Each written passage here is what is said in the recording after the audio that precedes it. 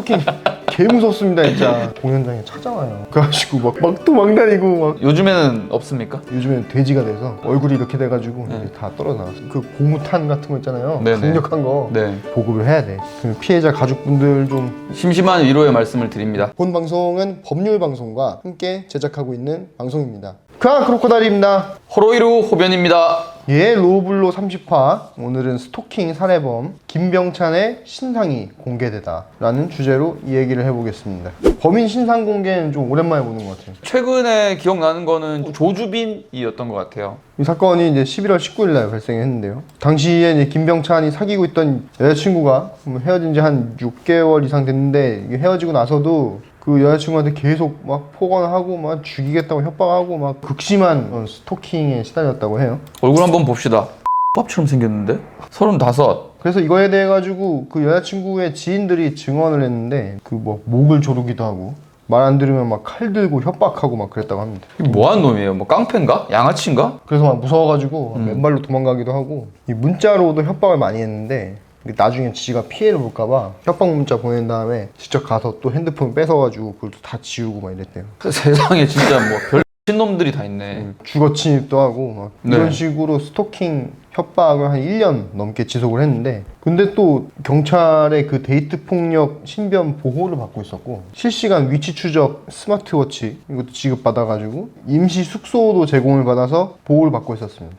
그리고 이제 김병찬은 경찰한테 이제 그 100m 이내 접근 금지와 정보 통신을 이용한 접근 금지 조치도 받았고요. 근데 이런 조치가 있었음에도 결국 살해를 당하고 말았어요. 그 사건 당일에 이제 여자친구가 경찰서에 갈 일이 있었는데, 네. 경찰서 가기 전에 이 임시 숙소에서 나와가지고 잠시 원래 살던 그 오피스텔에 들렀는데 거기서 김병찬을 이게 마주친 거예요.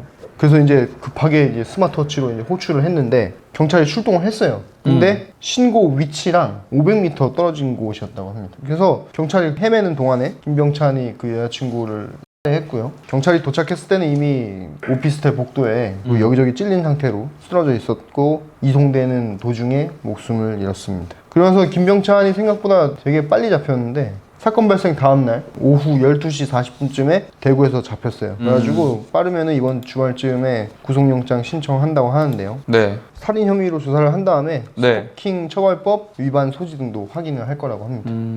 이게 스토킹 처벌법이 이번에 새로 생겼나요? 예. 뭐 올해 10월부터 지금 시행이 되는 법입니다. 새로 생긴 거구나. 네. 그래서 지금 단속이 좀 이루어지고 있는데 네. 그간에 상당히 단속 사례가 많은 걸로 알고 있습니다. 이 스토킹 처벌법에서 말하는 스토킹에 대해서 말씀을 좀 드릴게요. 자, 여기서 처벌되는 스토킹 행위는 접근하거나 진로를 막아서거나, 그리고 생활하는 장소 주변에서 기다리거나, 그리고 전화 같은 걸 이용해서 계속 뭐 문자를 보내거나 그런 건데요. 그걸 통해서 이 스토킹을 당하는 사람이 불안감 또는 공포심을 느껴야지 스토킹 범죄가 성립을 합니다. 요 법이 생기면서 사실 막 남자들이 막 들고 일어나고 막 그랬던 기억이 좀 있거든요. 근데 뭐 비판을 받기도 해요.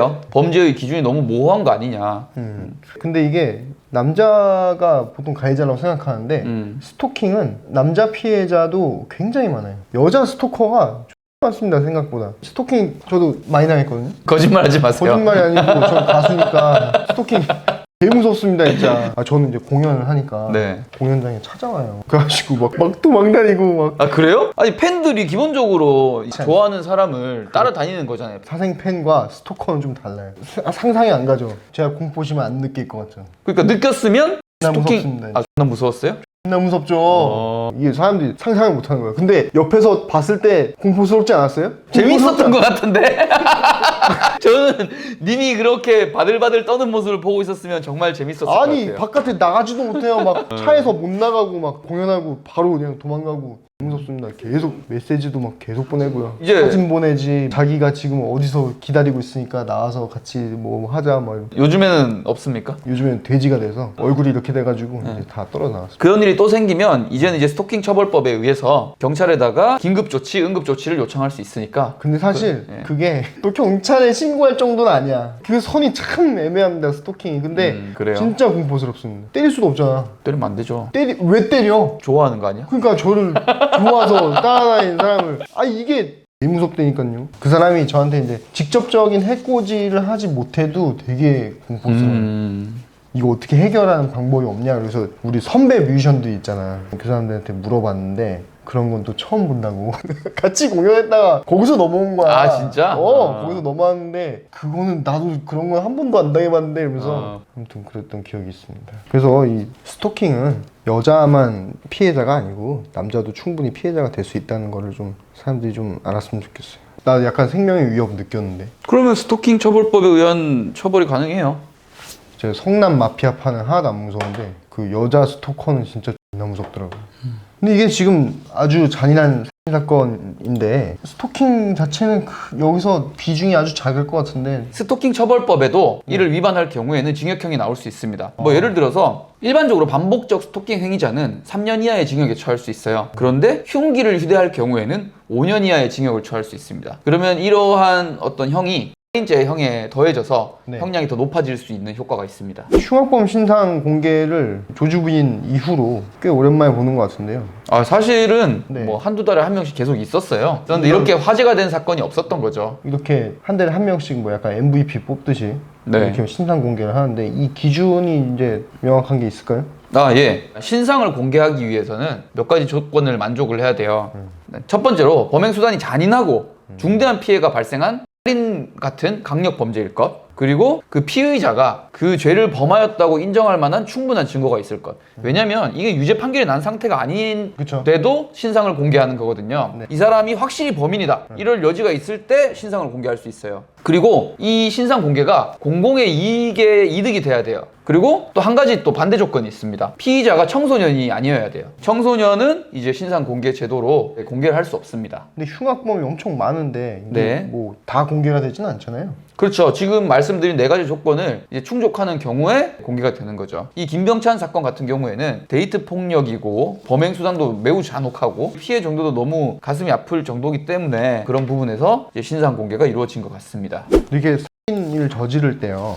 그 수법이 더 잔혹하거나 네. 뭐 그런 경우에 이 형량이 높아지거나 하나요? 훨씬 높아지죠. 살인을 하는 데에는 고의로 죽였을 때 범행 동기에 있어서 상대방이 상당히 잘못한 경우다. 그러면 예를 들어서 저번에 말씀드렸던 김보은 양 사건 그런 경우에 있어서는 그 아버지가 인면수심의 범죄를 계속 저질러 왔기 때문에 상당히 형량이 낮아질 수 있는 효과가 있는 거고 또 반대적으로 누가 봐도 너무나 잔혹하고 네. 이해할 수 없는 범죄다. 그런 경우에는 오히려 그 형량이 가중이 될 수 있겠죠.